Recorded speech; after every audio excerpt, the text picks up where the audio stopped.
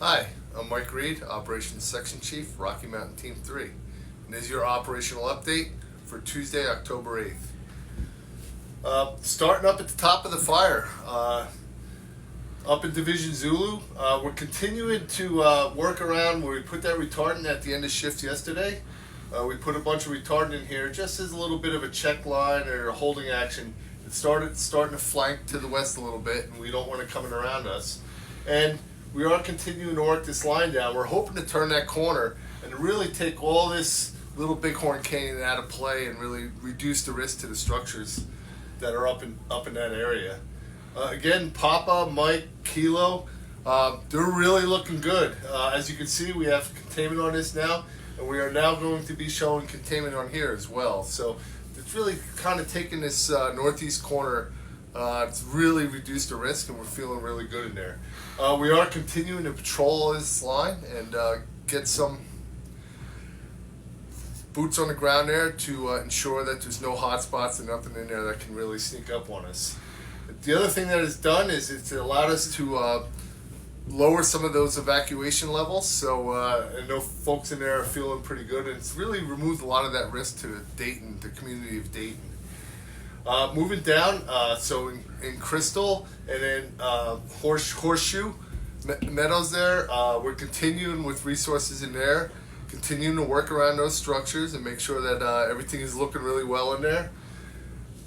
We do have line now all the way at the foot of the slope, all the way down, and similar to what we did up here is what we're doing down here now, right? So we're working the line. We have crews and engines that are patrolling that with engines in some of the tougher country with UTVs, and where it's really steep, they're on foot. And we're working this edge to ensure that all the heat is removed, and it's just to take any opportunity for this to move east and keep it off of the private, out of the grazing lands, and away from the structures.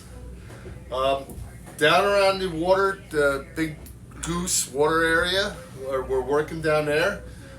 Today, you might see some aircraft flying, so we're looking to put some retardant in, a little bit of a checking action here. And then there's a big grass meadow that kind of runs all the way the length of this, parallel to the edge of the fire. So we'll bring some air tankers in today and put some retardant in there. There's a little bit of a check or a holding feature that's going to buy us some time. We do have some folks that are really looking hard into this watershed, and we're making sure that we can minimize fire impacts in there as much as possible, as this being one of the big priorities. As we continue down, you can see we have line all the way down to the red grade road. So we're looking at options there, and we're even looking continuing south. So so we can take away that risk that the community of Becton, Bighorn, and then even down in the Story. So we've been working with our partners, talking with them, and collaborating to ensure that we're meeting their needs and working together to ensure that we can be successful there. Hotel is working on the red grade road. They have some heavy equipment in there and some logging equipment. We're looking to open it up. It's a really tight road. It's got a lot of switches in it. So, and then with all this Poverty Flats area and some of these structures and cabins in there, we are in there doing structure prep as well. Back over on Foxtrot and Delta, we continue to have the two divisions up there who have been primarily focused on the Burgess Flats area, Burgess Junction area, and they have the structure prep just about all done in there, and they're putting some fine tuning on that and continuing to just improve upon where they can. They do have some dozer line in there that will give us opportunity.